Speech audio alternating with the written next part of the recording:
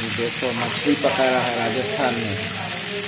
राजस्थान में मेरी बेटी मछली पका रही है। देखो खुद खाना बनाती है, पूरा घर का सारा काम करती है, खुद खाना बनाती है। देखो इधर थोड़ा मुंह दिखाओ बेटी। वाह ये देखो पूरा सारा काम, घर का सारा काम, झाड़ू पोछा करना, घर का सारा काम। नीचे उसका पिताजी देखो डॉक्टर है, बैठा हुआ है। ये देखो सारा काम, सुबह उठ के पूरा सारा काम कर रही है। और क्या क्या पकाओगी आज? ये क्या पकाओगी हमारे लिए? मच्छी। और क्या बनाओगी? मूली और मूली की चटनी। ओ मूली की भाजी ये देखो अचार भी लाया। और क्या क्या गया है, चावल भी बना लिया। सारा काम आता है, पढ़ाई के साथ साथ तो सारा काम आता है। तो फ्रिज में देखो क्या क्या है, पूरा मिठाई भरा हुआ है फ्रिज में। ये देखो मेरे लिए चॉकलेट भी लाया देखो ये लौकी काट के रखा है, आलू काट के रखा है, मूली काट के रखा है, सारा सामान काट के रखा है। सुबह उठ के ही खाना बनाने लग जाती है। देखो कितनी सुशील लड़की है, देखा कितनी काम करती है। देखो कितने कम उम्र में काम कर रही है। और आजकल के लड़की सारे दिन भर रील्स। आजकल के लड़कियां रील्स बनाती है, काम नहीं करती है घर के। ये देखो मेरे लिए क्या लाए हैं, ये देखो ये क्या है, चूड़ा का।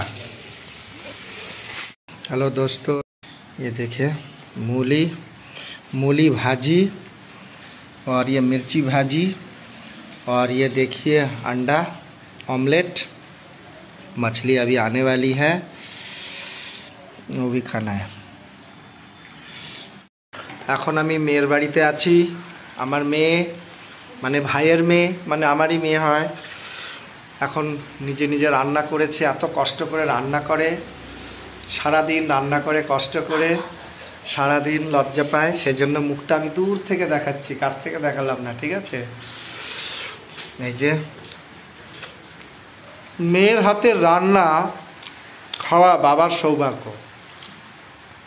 মেয়ের হাতে রান্না খাওয়া বাবার সৌভাগ্য। কার কার কোন বাবার মেয়ের হাতে রান্না খাওয়ার সৌভাগ্য হয়েছে আমাকে লিখে কমেন্ট করে অবশ্য পাঠাবে। মেয়ের হাতে খাবার খাওয়া যাইতেই ভাগ্য না, সৌভাগ্য। সৌভাগ্যবান সেই বাবা, যে বাবা মেয়ের হাতে রান্না খেতে পারে। সেজন্য প্রত্যেকটা মা বাবার মেয়েকে সেইভাবে তৈরি করতে হয়, সব রকম কাজকর্ম করে যাতে বড় হয়, পড়াশুনো করে এবং ভালো হয়, তবেই মেয়ে সঠিক হতে পারবে এবং সংসারও সঠিক হতে পারবে। মেয়েদের সব রকম কাজকর্ম শিখতে হবে, ছেলেদের তো শিখতে হবেই, কিন্তু তার সাথে সাথে মেয়েদের আরও বেশি করে শিখতে হবে, কারণ সংসারটা মেয়েদের সামলাতে হয়।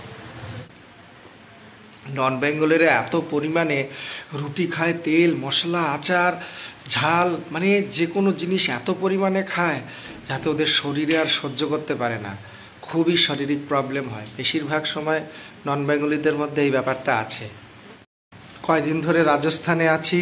রাজস্থানে এখানে যা মানে যা খাদ্যখানা খায় এখানকার লোকেরা, কয়দিন ধরে শুধু তেলে ভাজা, এটা ওটা, রুটি তেলে ভাজা, পাঁপড় টাপড়, এটা ওটা, লস্যি দই তো আছেই, সেটা ভালো জিনিস, কিন্তু যা খাদ্যখানা এখানে, একটা ভাতের হোটেল নেই, মানে বিধিকিস্তি ব্যাপার।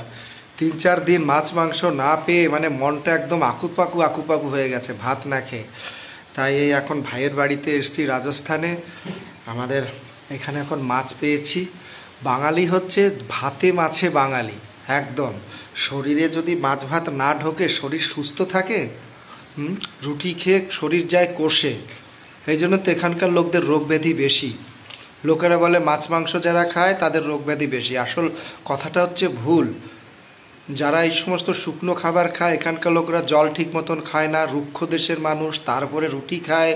খাবার দাবার এদের পরিমাণে ভিটামিন প্রোটিনযুক্ত খাবার হচ্ছে মাছ মাংসর মধ্যে বেশি, সেইটাই এরা কম খায়, এই জন্য এদের রোগ ব্যাধি বেশি হয় এখানে।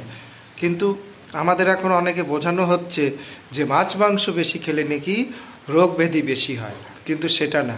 আপনি দেখবেন বাঙালিদের তুলনামূলকভাবে রোগ ব্যাধি কম হয়, আর অন্যান্য জাতিদের রোগ ব্যাধি বেশি হয়। আপনি হিসাব করে দেখবেন, এটা মিলিয়ে দেখবেন আমার কথাটা।